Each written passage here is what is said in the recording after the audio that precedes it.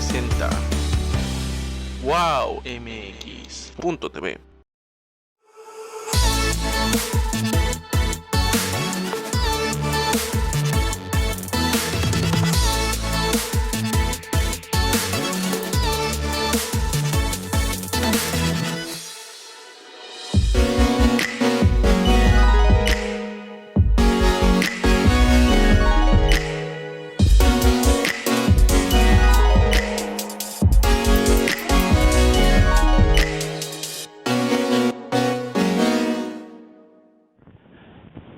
Buenas tardes, amigos de Mis Propias Palabras. Soy Alejandro Ruiz y fíjense que hoy vamos a tener un programa bonito, muy agradable, porque vamos a hablar de lo que está pasando en México, de cómo verlo, sobre todo desde el punto de vista de ciudadanos, qué esperar de nuestro México y, lo más importante, hacia dónde vamos.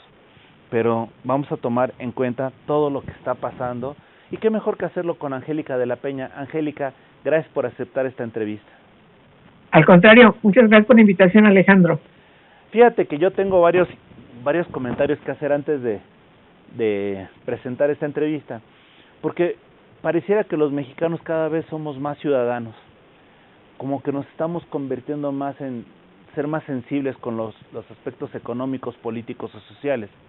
Y parte de ello es que esta semana se han presentado 3 libros, o se van a presentar 3 libros, que hablan de el gobierno y de las personas que están ocupando cargos públicos. Estamos hablando del Rey del Cash, estamos hablando de México dividido. Ya antes había presentado Jorge León su propuesta de Extraño Enemigo, y también hay otro libro de narcotráfico que se va a presentar el viernes en la Escuela Carlos Septién. Entonces, con toda esta situación, te pregunto, ¿cuál es tu sentir de México en estos momentos, Angélica?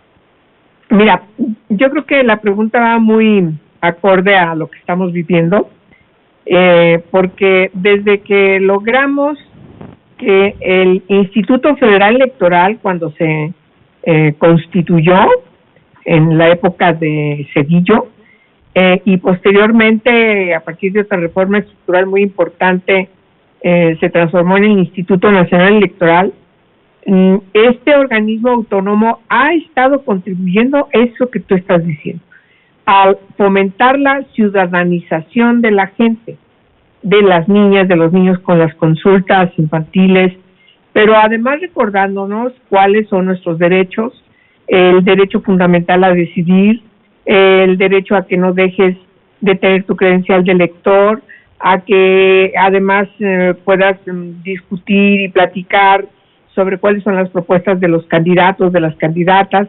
Hemos logrado impulsar la paridad, Alejandro, y eso también contribuye a fomentar la ciudadanización, y me parece que las nuevas generaciones tienen, a diferencia de las nuestras, menos temor, pero sobre todo menos animadversión a lo político. Lo político que no solamente refiere a los partidos políticos, sino a tomar decisiones en sus escuelas o colegios, en sus barrios, en sus trabajos. Lo sé porque tengo 2 hijos que pues me platican, y me doy cuenta de que ya algunos comentarios misóginos ya son inaceptables entre los jóvenes. Eso contribuye a la construcción de la ciudadanía, con personas más informadas, con mayor preocupación de su entorno. Las niñas y los niños, que yo trabajo mucho con niñas y niños, como tú sabes, por supuesto que son los más preocupados de lo que pasa con el planeta, con el medio ambiente, con la contaminación. Todo eso contribuye a la construcción de la ciudadanía. Seguro, y además otra de las cosas que estás comentando, es cierto, quizá los jóvenes no saben lo que nosotros vivimos, pero desde luego que, para eso está la historia, y la historia refleja todo lo que fue el gran fraude del 88, las situaciones tan irregulares. O sea, hay muchos, quien quiera buscar, hay formas de documentarlo, ¿no? Y puede ser que todavía como ciudadanos no sepamos lo que queremos, pero sabemos lo que no queremos, ¿no crees? Sí, yo creo que cada vez tenemos más conciencia de lo que no queremos, de lo que nos hace daño, y yo creo que ese es el gran reto que tenemos en los próximos tiempos, También entender muy bien por qué la individualidad en cierto modo también se ha constituido en un problema. Hoy tienes a muchos jóvenes que por supuesto para ellos es muy importante su individualidad, pensar en sí mismos, pero también tienes otra parte muy importante de jóvenes que están preocupados por lo que pasa, insisto, con el planeta, qué pasa con su ciudad, qué pasa con esta necesidad de poder transitar con seguridad, con tranquilidad por las calles. O sea, cada vez hay más exigencia de que ese tipo de situaciones sean controladas, y espero yo que eso se refleje en que las jóvenes y los jóvenes, hombres y mujeres, nos exijan, y sobre todo exijan a quienes gobiernan, que transitar con paz, con tranquilidad, poderse mover a cualquier hora del día, de la noche, en cualquier lugar, es un derecho fundamental. Entonces, hay una crisis que por supuesto tiene un origen de crítica a los partidos políticos, porque en los partidos políticos surgen quienes gobiernan, y a mí en lo personal me preocupa mucho que esa crítica que tiene fundamento lleve al crecimiento del abstencionismo. Por eso me parece muy importante seguir platicando de esto. Y claro, vuelvo otra vez a lo que dije al principio, fortalecer instituciones como el Instituto Nacional Electoral que contribuyen a que haya esa conciencia en toda la población, pero particularmente en las nuevas generaciones. Por ejemplo, y dentro de lo que estábamos hablando del Instituto Nacional Electoral, nos damos cuenta que, por ejemplo, es reconocido en Brasil hace poco, en Costa Rica más reciente, que prácticamente hoy, y de repente dicen hoy, alguien que si lo reconocen como instituto por su imparcialidad, por su trabajo y todo, significa que pues, no debería de tener ningún tipo de problema para modificarlo o para de alguna manera poner en aprietos este sistema democrático que tanto nos ha costado, tanta sangre derramada, tantos sentimientos encontrados y sobre todo tanto dinero, ¿no? Pues sí, mira, tener que recordar lo que pasó en el 68, la historia del 88, todas estas crisis que tienen que ver con el que un solo partido hegemónico decidiera el rumbo del país, pues claro que tuvo que hacer una crisis. Y yo creo que ese fraude que se perpetró en el 88 contra el ingeniero Cárdenas, pues claro que sí cambia muchísimo la correlación de las fuerzas políticas en el país a partir de una apertura. Pero antes, todos los que se oponían a que hubiese un candidato único desde el gobierno, por supuesto que eran prácticamente aplastados. Y cuando surge el PAN, igual los candidatos del PAN eran aplastados. Y por supuesto que de repente nos encontramos en la historia de que López Portillo fue el único candidato porque no tenía a nadie, porque bueno, ya no había posibilidad de que hubiera contrincantes, aunque sí hubo uno, Valentín Campa, que no fue reconocido oficialmente. Pero bueno, eso refleja una crisis terrible también que tiene un impacto en la gobernabilidad, con estas crisis económicas que el país todavía sigue sopesando. La crisis que se vivió con López Portillo, claro que afectó a los siguientes sexenios, incluso todavía hoy. No podemos entender, por ejemplo, el FOAPROA si no nos remontamos a la historia de López Portillo y cómo México tuvo esa gran deuda terrible, ¿no? Que no pudo resolverse con Miguel de la Madrid, no pudo resolverse con Salinas, y por supuesto la crisis siguió, y hoy mismo estamos ante una situación muy complicada porque México es uno de los países además que menos paga, menos hay del erario público, hay menos contribuyentes. Es increíble que la inmensa mayoría de los contribuyentes son contribuyentes que están cautivos, pero sigue siendo un problema que está resolviéndose en Estados Unidos y ya no se diga en Europa, en donde todo el mundo paga. Y tienes la educación, por ejemplo, como un derecho en donde todo el mundo tiene derecho a la educación, o tiene derecho a la salud, o tienen derecho a un seguro social, o tiene derecho a cuando entra a una etapa en donde se va a jubilar. Bueno, eso tiene que ver por la captación de los recursos. México todavía tiene graves problemas en ese sentido y por desgracia ahora nos está haciendo una crisis terrible en este gobierno porque los recursos que se habían etiquetado para solventar un poco todas esas exigibilidades de garantías de derechos, particularmente de grupos inscritos en la niñez, en mujeres, en jóvenes, qué sé yo, ahora están derogados. Bueno, hasta el Fonden para desastres nacionales ha sido totalmente derogado para ser utilizado de otra manera muy distinta a como habíamos logrado que se etiquetara como ese objetivo muy claro que habíamos definido una etiquetación en el presupuesto de egresos de la Federación y que hoy nos está haciendo crisis, por desgracia, en estos 4 años del gobierno del presidente López Obrador.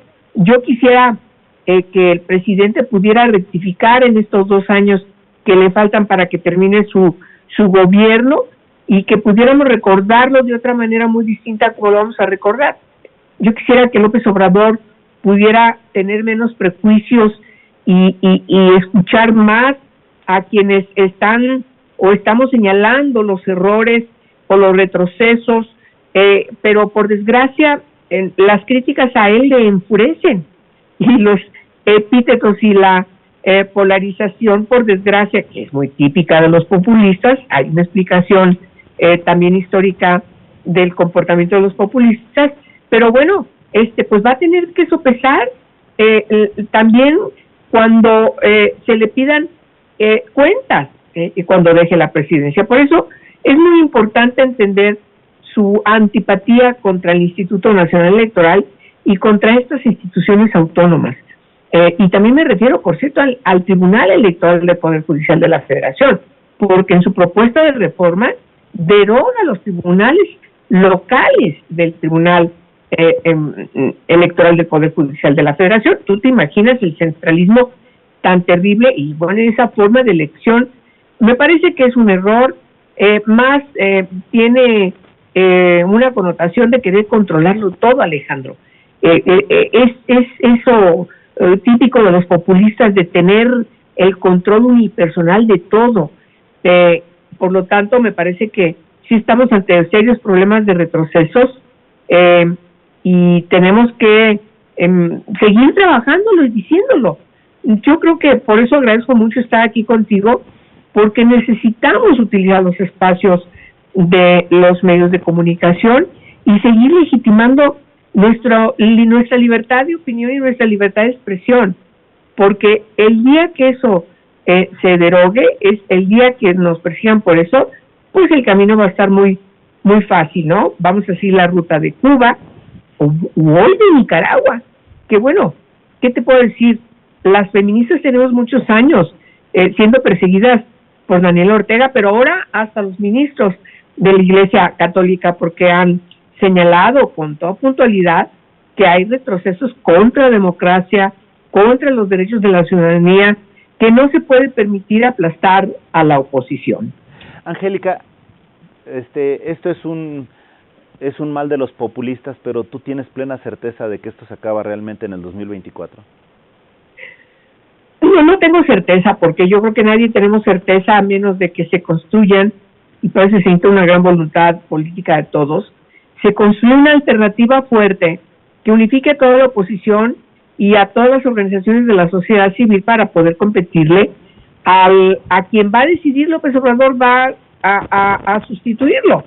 Y esto no va a ser fácil, porque quienes están compitiendo adentro por la simpatía de su jefe, pues están utilizando los recursos del Estado.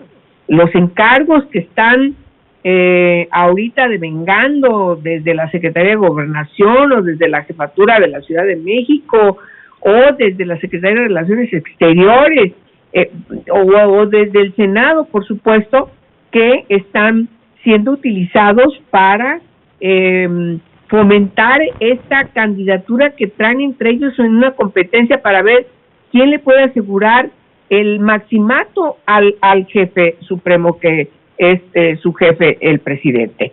Y me parece que ante ese gran poder, junto con lo que ha construido desde los servidores de la nación, estas prebendas, de este padrón que tiene de beneficiarios de prebendas económicas, que son los que van, los obligan, los amenazan para que vayan a presentarse a las consultas y por supuesto a las votaciones, más lo otro que también existe en el país, que es la presencia de el narcotráfico en muchísimos territorios del país. Bueno, tiene la tormenta perfecta contra la democracia, de manera que ante ese reto necesitamos que la candidatura única que podamos lograr pues sea tan fuerte para poder sobre todo motivar a quienes se abstienen, Alejandro. Me parece que esa parte es clave. Muchísima gente se harta, tiene una gran desconfianza, no tiene motivación, necesitamos motivarla.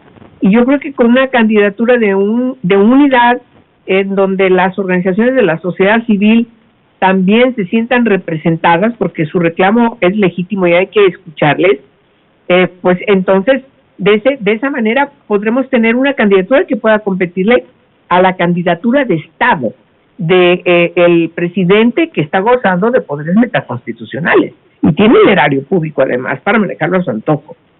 ¿Tú ves alguna situación, en algún contexto ves la posibilidad de una extensión de mandato? Yo creo que ya López Obrador, sí creo que él lo intentó, lo pensó, seguramente lo maquinó, pero ya no lo va a poder concretar porque, por desgracia, en el 21 perdió mayoría calificada en la Cámara de Diputados. Entonces, construir una reforma constitucional para quitar la no reelección del presidente de la República, pues ya no hay condiciones, no creo que tenga condiciones para hacerlo y él lo sabe. Por eso inventa otras cosas. Y luego tienes el otro problema que también es importante señalar, que ahora con Guacamaya Leaks nos hemos dado cuenta de que la salud del presidente no es una salud física idónea para poder enfrentar todo lo que significa dar la pelea e imponerse para poder ser otra vez extenderse a otros sexenios. Hoy mismo nos acabamos de enterar en estas todas estas todo lo que se está ventilando desde a propósito de la salud, también que el presidente llega a cierto nivel de actividad y prácticamente todo el día no tiene actividad. Pero por eso mismo, porque la salud del presidente no es la salud de un hombre que está físicamente fuerte y por lo tanto creo que por eso está constituyendo todo un andranaje para tener a su pelele allí, el maximato, ¿sí? Recordemos esa etapa de la historia de México con calles, y entonces pues necesitamos un Lázaro Cárdenas, vaya, que pueda detener la consolidación de la perpetuación de ese maximato que sí pretende López Obrador. Nosotros lo conocemos muy bien y creo que es un hombre tosudo, es un hombre que está maquinando toda la vida a ver cómo le hace para estar presente en lograr tener estos controles de su famosa cuarta transformación, como lo tiene como una fijación. Entonces, pues sí, tenemos varios retos y hay que ponernos de acuerdo para tener una candidatura que pueda enfrentar la candidatura de López Obrador. Fíjate que hace unos años, vi una película que era Alien contra Depredador y me encantó su eslogan, que decía: gane quien gane, nosotros perdemos. De las 4 corcholatas o 5 elegidas al día de hoy, si lo quisieras ver así, ¿con cuál ganamos? Con ninguna. No, con ninguna. Yo creo que todas son inconfiables. En primer lugar, porque están disciplinadas totalmente al presidente, a su jefe, y están haciendo cosas que no deben hacer.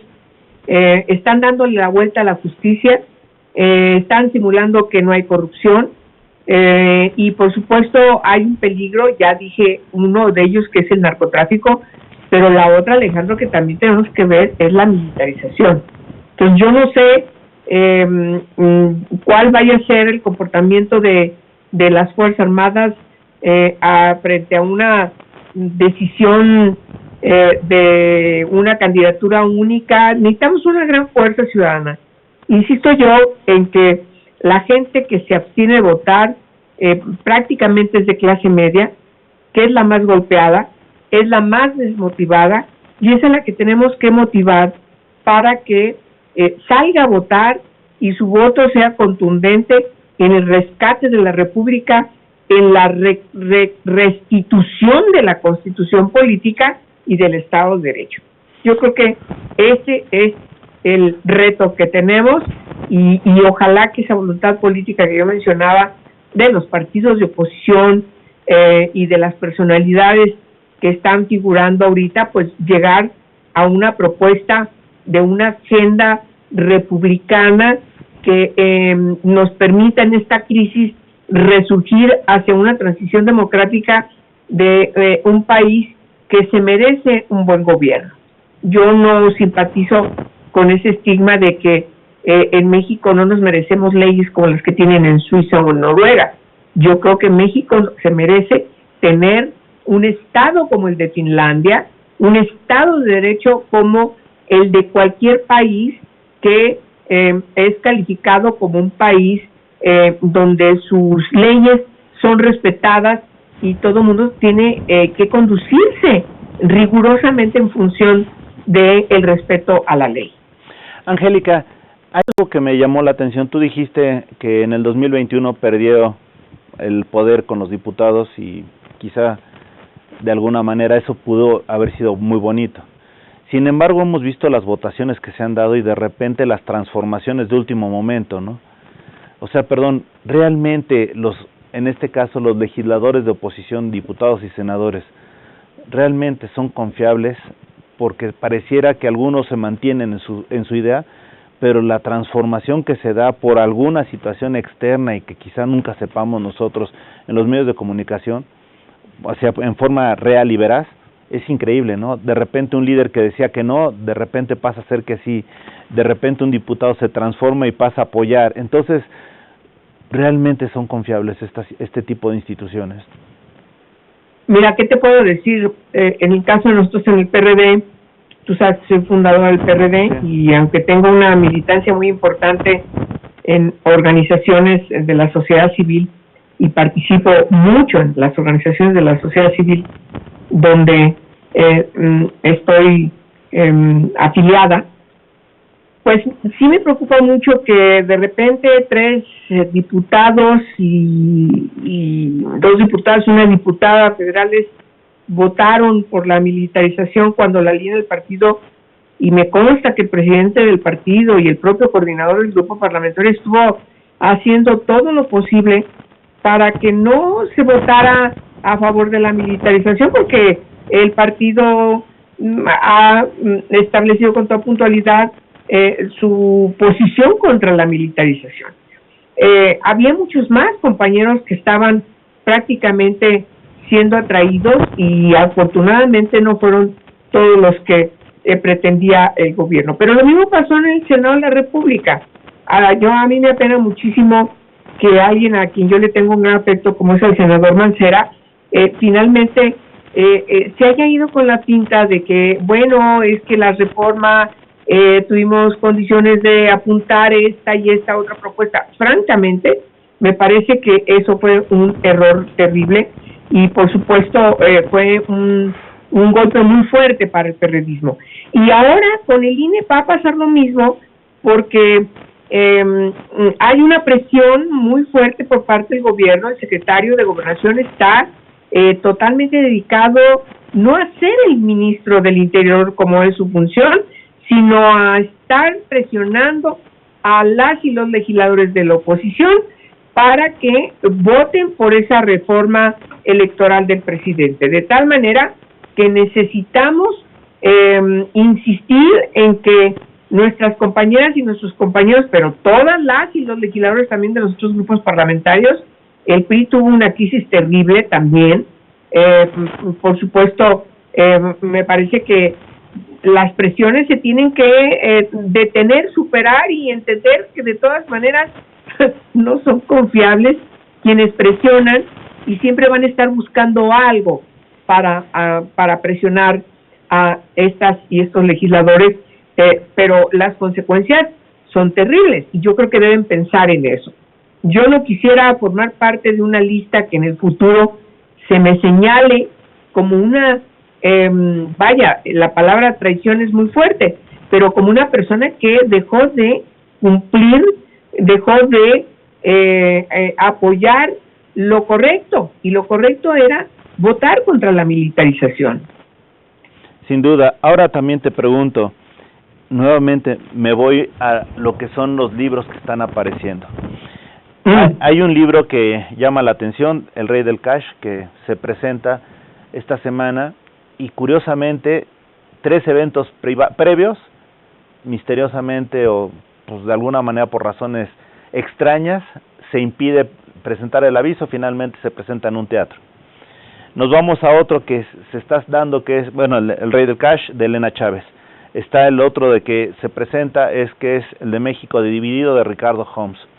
Y si también nos damos cuenta, en esta misma semana aparece otro libro que es sobre el terrorismo transnacional y del narcotráfico, que su autor es Yuriria Rodríguez. O sea, de repente están saliendo mucha literatura, pero el curioso es que a este gobierno le conviene que no leamos. Entonces, te pregunto, ¿cuál es la congruencia que debemos de tener como ciudadanos y sobre todo como autoridades y particulares? Pues mira, la falta de lectura como un hábito, México es uno de los países en donde está muy por abajo. Necesitamos fomentar más la lectura por cualquier medio. Ahora incluso es muy fácil desde tu computadora, en tu iPad, de cualquier de cualquier instrumento de internet puedes meterte a leer, puedes documentarte. Me parece que eso ha sido un avance muy importante. Nuestro celular se convierte a veces en una biblioteca.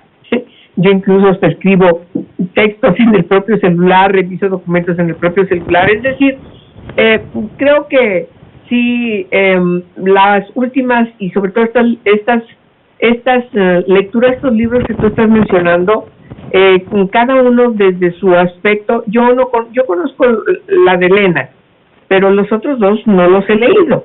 Pero supongo que en el caso que tiene el tema del narcotráfico, te cuento, hace poco acabamos de presentar un libro desde Futuro 21, escrito por uno de nuestros integrantes, Rubén Aguilar, sí, que escribió junto con Rubén Moreira, el Jaque Mate al Crimen Organizado, que es toda la historia de cómo emprendió Rubén Moreira su gobierno en Coahuila hace 11 años, que por cierto, ese mismo método de políticas multidimensionales las ha seguido implementando Riquelme, lo que le ha permitido que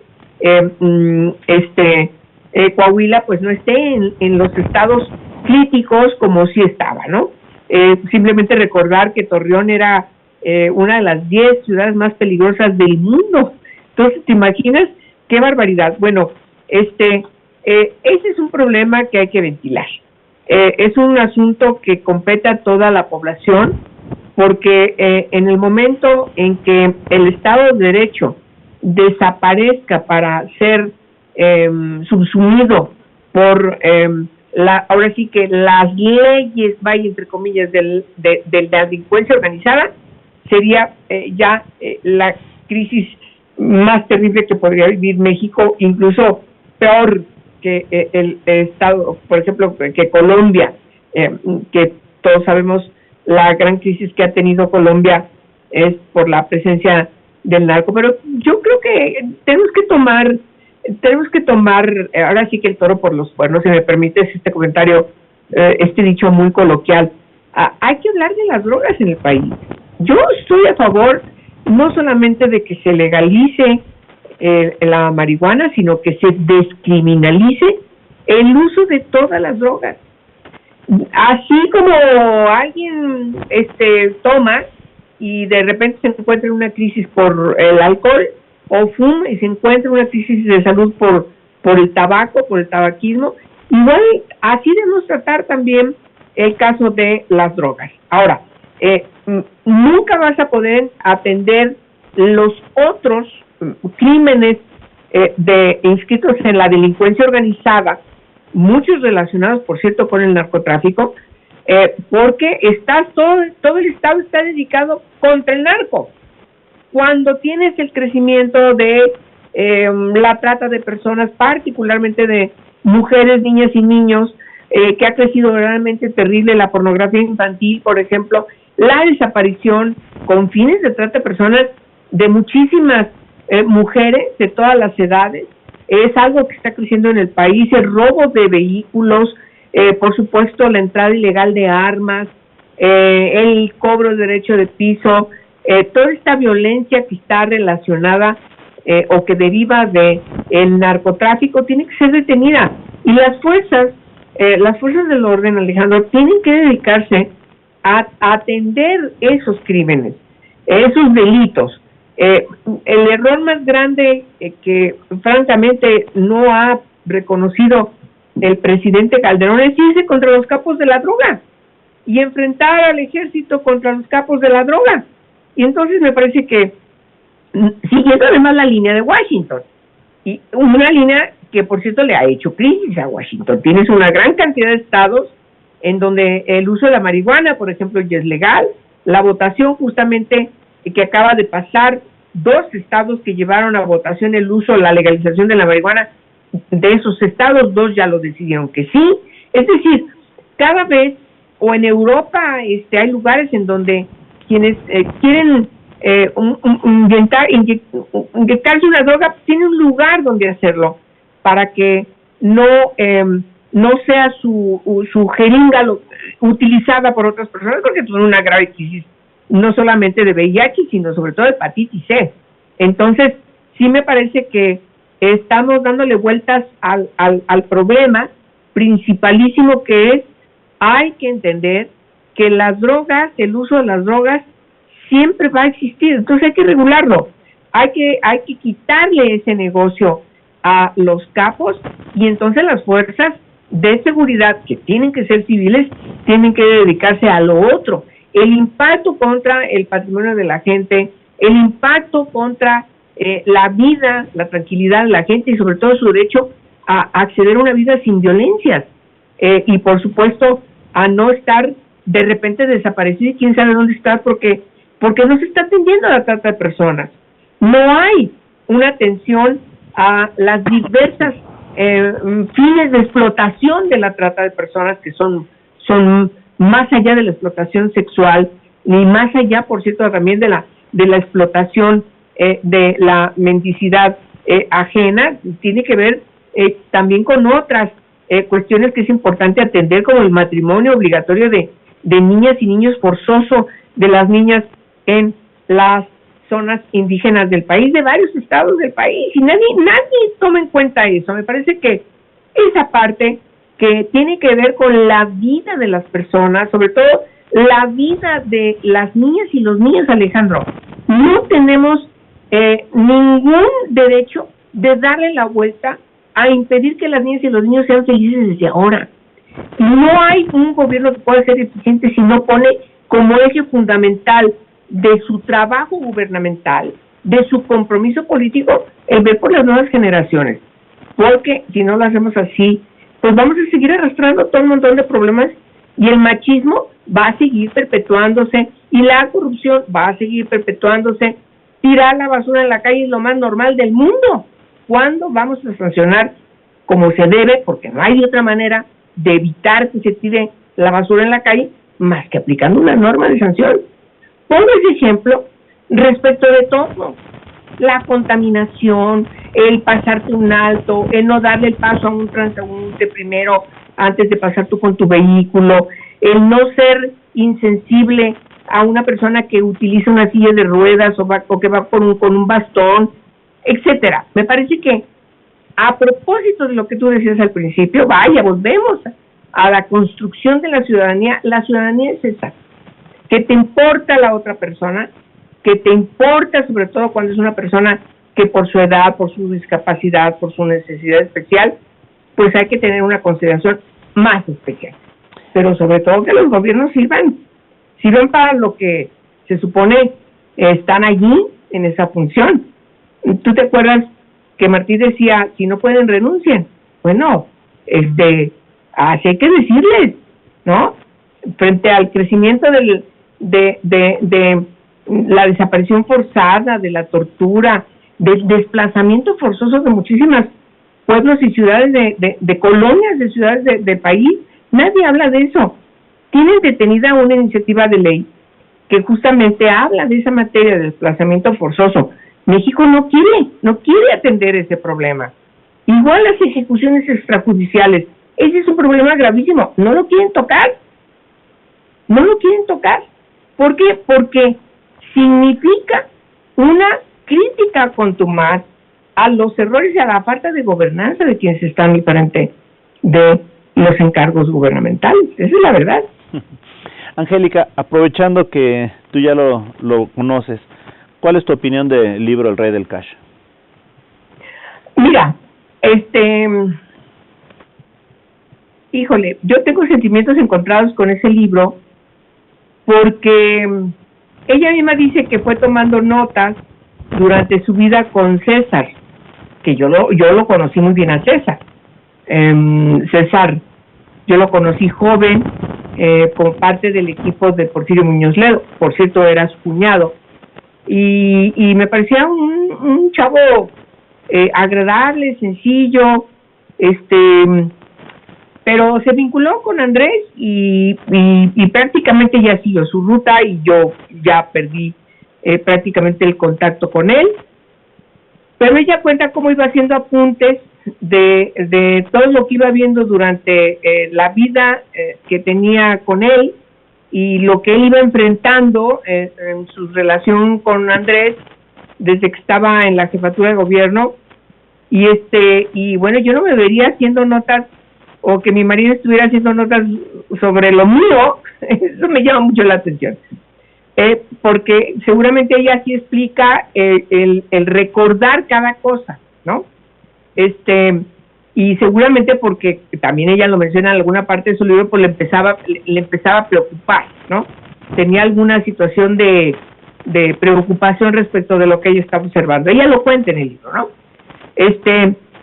Y todas esas anécdotas, yo lo que he visto sobre todo alrededor mío, no sé contigo te pase lo mismo, pero una gran curiosidad, ¿no?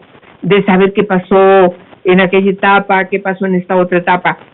Algunas de esas anécdotas yo las conozco porque las viví de alguna manera, ¿no? Uh-huh. La relación que nosotros tenemos con Andrés era muy cercana. Yo lo conocí perfectamente bien, discutí con él varias veces, sobre todo yo como feminista, pues sí tenía mis discusiones con él porque de repente había cosas en las que él no coincidía y no había manera de decirle, pedirle, firma aquí, no, ahorita no, eso no es importante. En la elección del 2006 prácticamente se sentía presidente de la República y yo entonces estaba trabajando los derechos, recién acababa de salir de la legislatura donde hicimos la primera ley sobre la protección de los derechos de niñas, niños y adolescentes, y le decía, firma aunque sea esto como una política fundamental, quizás no todos los demás derechos, pero el derecho a la educación, con las características que se ocupaban de un derecho a la educación, de calidad, etcétera, etcétera, para dar esta preocupación a las nuevas generaciones. Era muy difícil, y entonces, pues sí, algunas cosas son muy anecdóticas del libro de Elena, pero mira, algo que a mí me llama la atención es eso que tú decías, de que primero estuvo en la convocatoria de presentación del libro en un lugar, luego después en una librería, luego después en un hotel y ahora va a terminar en un teatro, en otro lugar. quiere decir que al gobierno le preocupa que se conozcan todas estas anécdotas que ella platica, pero pues es ver a Andrés de carne y hueso finalmente, ¿no? Y para quienes lo conocemos, pues sí, ese es el Andrés por el que, por cierto, nos dividimos. La división del PRD con Andrés fue muy dura y fue una discusión centrada, que ella no lo cuenta en el libro, pero ella cuenta algunas otras cosas, pero seguramente porque César no se lo contó, pero la discusión más fuerte con Andrés, o la discusión, no la más fuerte, sino la discusión, fue que él, después del 2006, él planteaba, seguía insistiendo en un gobierno presidencialista, y la discusión con él era, después de esto, hay que plantear en un proceso de transición a la democracia, dejar atrás el presidencialismo, abrirnos más al parlamentarismo, al mayor equilibrio de los tres poderes. Y Andrés decía que no, tosudo de que no. Lo que se necesita es un hombre fuerte para sacar a México adelante, y en fin, lo que él está haciendo. Él simplemente estaba hablando de sí mismo, y nosotros dijimos no, y ahí empezó el rompimiento, y empezó a construir su movimiento adentro del PRD, y fue desfondando. La personalidad de Andrés es muy fuerte, es un hombre como todos los populistas, es un hombre muy carismático, esa es su característica, los populistas, y ese lenguaje sencillo que le llega a la gente, ¿no? Primero los pobres, etcétera, y siempre hablándole al pueblo, y entonces fue atrayendo a muchos militantes del partido, hasta que finalmente su pretensión era desaparecer el PRD. No lo logró, pues sí, prácticamente lo superdividió, casi lo desfonda, y aquí somos sobrevivientes, somos un partido sobreviviente de esa intención de López Obrador de desaparecer al PRD, porque no le servíamos. Y él no construyó un partido, Alejandro. Fíjate bien, él es congruente con su pensamiento, él construyó un movimiento. Y cuando ve que el movimiento se le quiere allí en las discusiones internas, toma la decisión y construye su ejército de servidores de la nación. Ese es su verdadero partido. Es decir, él, mientras que acá se están peleando si los duros, los no duros, los no sé quién, los no sé cuántos, él, que son los que estaban dentro del PRD, ya los conocemos como son, todos ellos se fueron con él, los sillazos y las discusiones, y todo eso fueron con él. Pero él de repente dice, yo tengo mi ejército de servidores de la nación, que son mis empleados, a los que yo les doy la encomienda de hacer las listas para entregar dinero en efectivo, y toda esa gente está vinculada a su ejército de servidores de la nación, pues en un cometido clarísimo, ¿no? Su padrón electoral, para lograr, independientemente de lo que pase con esos liderazgos dentro de Morena, él siga siendo el jefe. Vaya, como lo pidió cuando estuvieron los Tigres del Norte ahí en el Zócalo, sigue siendo el jefe de jefes. Angélica, bueno, nada más con esto, ya estamos a punto de irnos, nos quedan 7 minutos. Yo te preguntaría, ¿todavía queda PRD para rato? Yo creo que sí, y no solamente PRD. El PRD tiene una historia que comienza desde el Partido Comunista Mexicano, pasa por el PSUN, pasa por el Partido Mexicano Socialista y por supuesto el Partido de la Revolución Democrática. Yo creo que el PRD va a transitar hacia ser la organización que necesita el país en el marco del sistema de partidos políticos, y ese es el reto que tiene el PRD, y eso es lo que estamos discutiendo ahora, y muchas personalidades además nos lo han pedido, y va en la discusión que está dando el PRD, así que sí va.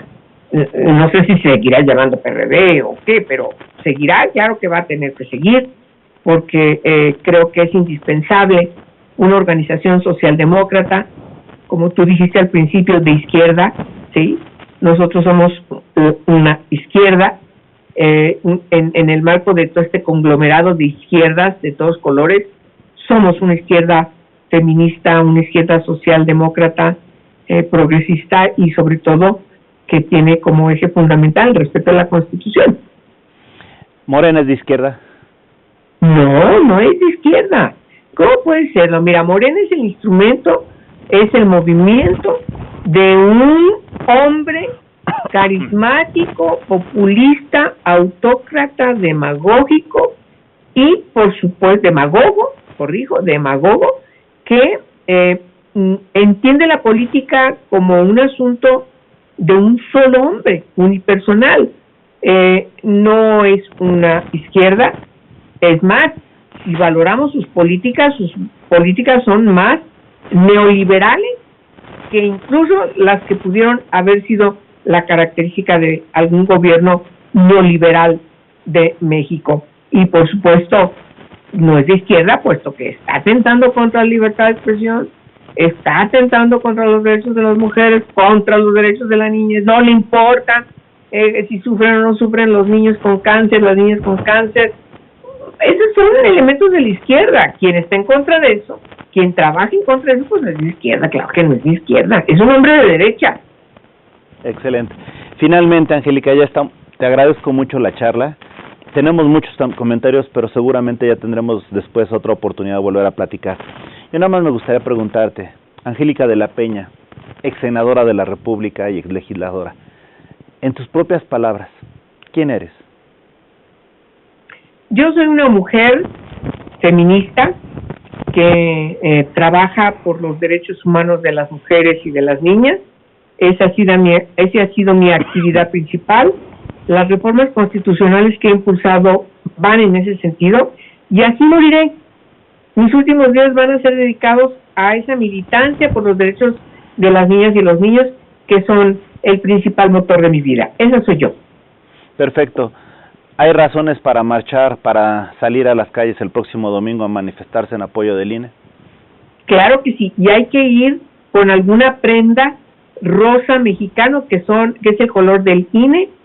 La marcha saldrá del monumento a la Independencia hacia el monumento de la Revolución y solamente tendrá un solo orador, que será Pepe Woldenberg. Hay que salir a marchar porque necesitamos hoy defender al Instituto Nacional Electoral. Perfecto, y además pensar que hasta ahorita creo que estaban confirmadas 22 ciudades, ¿no? Sí, alrededor de 26, 27 ciudades ya. Son más entonces, perfecto. Sí. Perfecto, Angélica, te agradezco mucho y nuevamente invita a la gente a que salga a manifestarse. Les invito a que salgan a marchar en su ciudad donde sepan que va a haber una marcha para defender al Instituto Nacional Electoral. En la Ciudad de México se marchará este domingo 3 de noviembre, la cita es a las 10:30 de la mañana.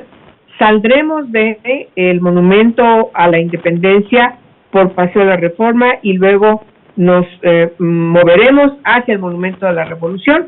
Ahí habrá la concentración en donde vamos a oír a un solo orador, que será el doctor José Woldenberg, y por supuesto la recomendación es que vayamos con alguna prenda de color rosa mexicano, que son los colores del INE. No caigamos en la provocación, si es que lo hubiera. Vayamos en tranquilidad y convencidas y convencidos de que nos vamos a mover. Personas de todos los colores, de todos los sabores, de todas las tendencias políticas, sociales, por supuesto las organizaciones de la sociedad civil son muy disímbolas, pero hoy todas y todos estamos unidos en un solo cometido: defender al INE. Muchísimas gracias, Angélica, gracias por tu tiempo, ha sido un placer platicar contigo, reitero, ojalá después tengamos otra oportunidad, pero por lo pronto muchísimas gracias. Gracias a ti, Alejandro, y por supuesto estoy a tus órdenes. Gracias, y sobre todo gracias a ustedes que nos han seguido, esto ha sido en tus propias palabras, hasta la próxima. Wow. MX.tv presentó